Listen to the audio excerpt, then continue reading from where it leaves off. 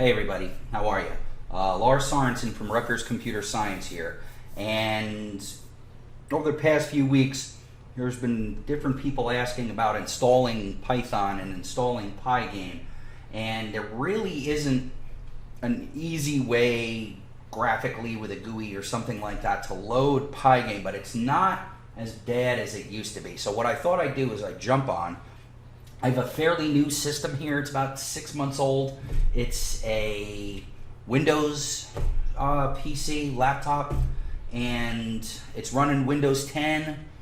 I figure that's fairly standard. So what I did was I ripped off my regular Python. As you can see down here, I have my Anaconda and my Spider and Jupyter and different other things I use. But as far as just a standard regular old copy of Python, which I always keep around because I use regular Python and idle when I teach my classes, I just took it off the system and I'm going to go reinstall it, and then I'm going to show you how to install Pygame, and then we'll go online, grab a quick game, and see if we can run it, okay? So the first thing we're going to do is we're going to go and get Python. And if I come over here to the Python page, and you can see www.python.org right there, you can come down to download, and I'll just go get the latest and the greatest. So I'm just going to click on Python 3.7.4.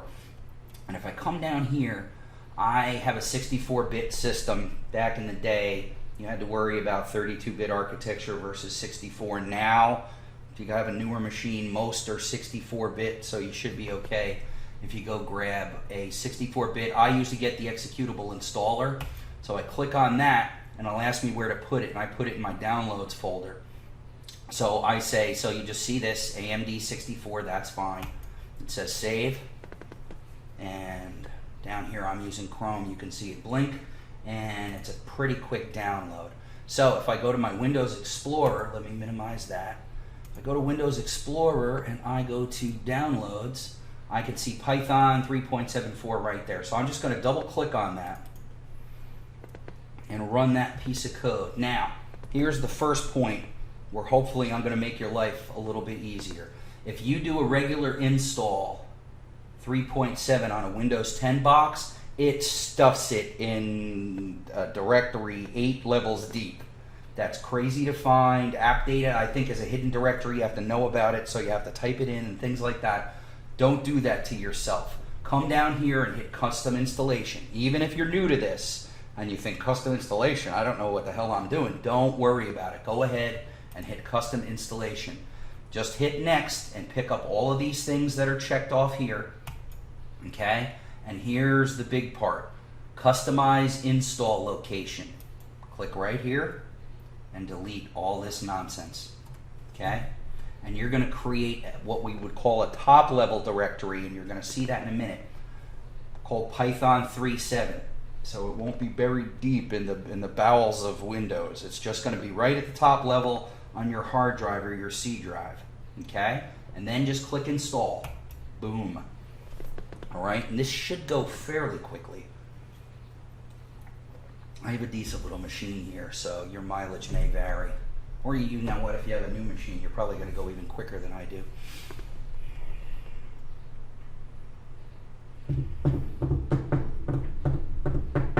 Usually I fast forward to come through this kind of stuff, but I think I'm going to let it go now because it's not that long. There you go. Setup was successful. So I'm going to hit close. Now what I'm going to do is I'm going to go to C here in my Explorer window, and I'm going to see that I have a directory called Python 3.7. Okay? Here's the next little trick. There's the Python installation. If you go to lib, double click on it, come down here and find a directory called idle-lib. That's where the IDE lives. Okay? So if you come down here and find the, I think it's the one with no console, and just grab it and drop it, boom, onto your desktop, it'll say idle. So then I take that and I usually put it down here. If you just double click that, boom, you get a Python interactive window. Okay, I'm gonna kill it for the time being. What I'm gonna do is I'm gonna right click on this and hit properties, and instead of idle, call it Python 3.7. So now I know I have Python 3.7 there. That way I can have the idle for perhaps a 2.7 installation or 3.3 or 3.6 or whatever your heart desires. So now, that quickly, I have Python 3.7 on my system. So if I want to, I can start using the interactive window, set a few variables, a plus b is 16, all of that fun stuff. I can say new file. I get a new file. I'm going to put a couple of comments in there. My name, the author, and I'm going to say print hello world because we are duty bound to do that. The two things I need to do when I've created a module or a program is I need to save. So I'm just going to call it hello and save it right there in that directory. And then run, which I believe is F5. And then the output is going to be right here in the interactive window. What you learn real quick is Control S saves and F5 runs. So if you want to run things really quickly, you can just go up that diagonal on your keyboard. All right, so that fast. We already have Python loaded on our system. We're already got our hello world. We're in pretty good shape. But what we really want to do here is load Pygame. Now, back in the past, Pygame was a real pain in the butt because you had to go find the software at the Python site and then either compile it yourself or find pre-compiled code that matched not only the Python version, but your system architecture. There used to be a good repository down in Florida that a lot of people went and got their Pygame from. Wheel files, egg files, a whole bunch of insanity. Recently, I say recently, maybe 3-4 years ago, Python has set up a pretty good system where they now have a Python package index where different third-party libraries, NumPy, SciPy, Matplotlib, etc., can set up packages for their libraries, and you use a tool that comes with Python called pip. Now, put a gun to my head, I'm going to tell you it says Python install package, but maybe it means something differently. I think that's what it means.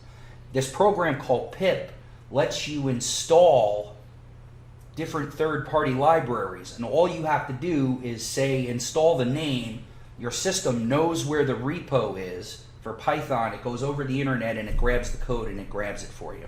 The problem is that there isn't really a graphical user interface to do that. There's a command line thing that we're going to do, but it's not hard, and I'm going to show you how to do it. So the first thing I'm going to do is I'm going to doink out of this and doink out of this, and we are going to go look at the command line. Now to do that, there's two different ways to do it. You can come up here to your start window, and this is just, I do mine on the side. You could put it down here, so yours would be down here if you want, but I always keep mine on the side. You right click, and you can hit Windows PowerShell Admin, or most people would go to Run and then type in CMD for command. You hit OK, and then you get a window, okay, where you could type in different commands to move around the directory structure of your PC. Here I'm in users big Lars. I'm going to say change directory period to go down one, and then it goes to users. I say cd period again, and it takes me to root. And what I'm going to do is I'm going to write dir for directory and go /w to make it go wide, hit enter, and it shows you all of the different directories. And you can see Python 3.7 is where I want to go. Okay? This is the command window. This is fine, but exit. I don't use that one. What I do is this. I go to the Windows PowerShell admin, click on that, say yes when it asks you if you want to run it, and this is a more powerful version of that command window we were just looking at, because in here I'm an administrator. And there's another interesting feature here where the first thing I'm going to do is I'm going to cheat. I'm going to say cd for change directory. I'm going to say just go straight to root. So there I am, straight to root. Now I can do a dir /w like we just did last time, and it says, huh? /w. dir? okay, that'll work. But if you're familiar with Linux, it respects Linux commands too. So I could just say ls to list a directory like I would usually do, and it does a list directory. Does it do it clear? It does. CLS does it clear, just like it did back in the old DOS days. Oh, coffee, coffee, coffee. So what do I want to do? I am going to, well, first I'm going to do a listing, and I'm going to see that Python 3.7 is there. So I'm going to say change directory to Python 3.7. Case matters, so make sure you get that case. So now if I do a dir, I see a list of directories over here, okay? One is called scripts. That's where we want to go. So say cd scripts, and you're going to be in the scripts directory. Then if you do an ls or a dir, you're going to see our guy, pip. Easy install, pip, whole bunch of things like that. So we're going to run pip, and we're going to install Pygame. The way we're going to do that is most people would just say run pip, but we want to make sure we're running the pip in this particular directory. So what I'm going to do is I'm going to say period, and I'm going to say, I think it's /pip space, it might be front slash, we'll find out in a second, install Pygame. Okay? So then it'll run pip, it'll give pip the install command, and it'll tell it to install the Pygame module. And as you can see, it collects it, it goes out to the repo and gets it, installing collected package, boom, it reminds me that my pip version is a little out of date, go get it. But as you can read right down here, successfully installed Pygame. Okay, remember, this is YouTube, so if I'm going too fast, if you didn't understand something, you can watch it again, or you can just pause the screen and read that. /pip for pip, space install, space Pygame. So now you're probably saying, okay, but do I have Pygame? Is everything working? We'll do an exit to get rid of that guy right there, and we'll go back and we'll start up our Pygame. And the way we're going to initially see if we have Pygame is we're going to import it. And if we can import it and get that little message right there, hello from the Pygame community, it means, boom, we've been successful. And Pygame is installed. That said, no, we're not going to leave it at that. What I am going to do is do this. I brought up the Python page for you guys to see. Okay, Python, www.python.org.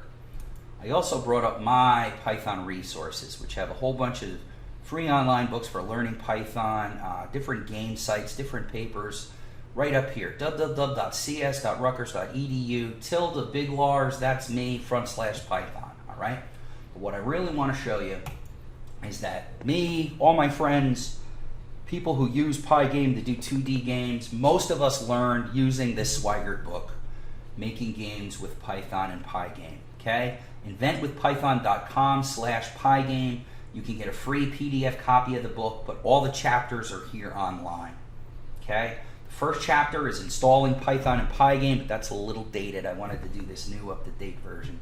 Then chapter 2, we call it the Bible. That's where everybody learns the Pygame basics. You learn things about animation, drawing to the screen, blitting, a whole bunch of different things that you need to know. It explains game loops and how event-driven programming and gaming loops work, okay? And then, after that, they're all worked examples. They're all popular 2D video games that Swigert reprograms, okay? The one we're going to look at is called Wormy, which is really Snake, okay? What's great about it is that you get all the code up front, and then slowly but surely, Swigert goes through all of the code and explains exactly what he was doing to do the game. But if you'd like, you can also just go get the raw code. You can see it's not a whole lot with Wormy. Copy and paste it and just go run it. So we're going to do just that. I'm going to say File, and I am going to say New File, and I'm going to say Paste, and then I'm going to say File, Save As, and where am I going to save it? Can I make a new folder in here? I can, good. I'll call my new folder Pygame stuff. I'll go to Pygame stuff, and I'll make a new folder called Wormy. And then in Wormy, I'll call this wormy.py for the Python suffix. So there, I've got it saved. So now I just want to run it. Look at that. So now Wormy is running. Now a little warning, I'm not swift at this. And what happened? Oh, I hit my touchpad. Spacebar. I got set up to fail there. That's not even funny. Oh my goodness gracious. All right, let's try that again. All right, the game is running. Let's pretend you didn't even see that, people. All right, there we go. So now I'm controlling this snake, and what I have to do is I have to go eat the apple. Boom. And as you can see, when I eat the apple successfully, I become one length longer. Ah. Now if you hit the edge, the game is over. And you can see it's a little fast for my tastes, but we're going to change that up. There we go, look at that. Oh, game over. I got too close to the edge. Okay? Good thing about this Swigert thing, let's say you give your students Wormy, you can come in here, and I happen to know that FPS is frames per second. I can take it from 15, and I'm going to make it 12. All right? So I don't want to do that. Let's see, I got a red apple. I can come in here, and I can make a new color. I'll make my new color. No, I don't want to do that too. I think that's yellow. I'm hoping that's yellow. And then I'm going to come down to the bottom of the code where I draw all my objects and draw a score, draw a worm, draw apple. Here where it's red, I'm going to make the apple yellow and change that. And then I have dark green around the outside of the worm, I think, in green inside. So I'll take that and I'll make that red. So I can show you just like that. We're going to save that code and we're going to run it again, and just like that, yay, you can see I made the apple yellow, I made the inside of the snake red. Your students can make all kinds of changes. You can see even though I'm still bad at it, it's slowed down.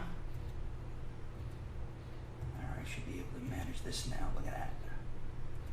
Now if I'm doing well, you know it's slow. Okay, Wormy is a good example because it doesn't use any outside resources. We don't use any JPEGs or bitmaps or PNG files. We don't use any music or MIDI files. All of that stuff is possible with Pygame. This is a nice, easy one. Okay, and eventually the snake gets long enough where it's a pain in the butt not to hit yourself, because if you hit yourself, the game also ends. So now the game is over. Okay, so we now have Pygame loaded on our Windows 10 box. We have Python loaded on the Windows 10 box.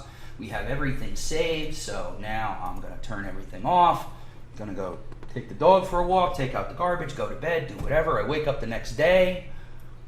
Somehow I save that to the desktop. My hello world. So now I'm going to fire up my Python. I'm going to say open.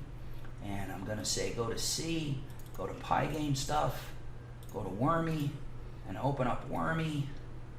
And then I am going to play some video games first thing in the morning. So I hit that. Look at that. Okay. And then I'm going to end it. And then if I want, I can even come here. 15. What do I got? Draw a score, draw a worm. What was this? Green. And my apple, of course, is red, not yellow. So let's put everything back the way it was. And now we're back to regular Wormy. You can see how fast it is. Oh, look at that in the corner. Let's see. Oh, nice. All right, I'm not pushing my luck. That's the best I'm ever going to do. All right, so that's it. If you have another Windows system, 8.1, something like that, follow along with the gist of what we did. And there's going to be similar commands to get you along the way. The same if you're on a Mac. Okay, Mac is going to be, command line is going to be straight Linux if you're using a MacBook Pro or something like that. Okay, so it's going to be a similar process as far as getting this installed. But once you get it installed and you get it running and you can start playing these games, fooling around with these games, you find you learn exactly how the programming works. It'll teach the students event-driven programming. It's fun, they can play with colors, they can be creative with art, and it's a really good situation. All right? All right, then I'm going to get out of here. You be good, and I'll be talking to you again soon. Bye.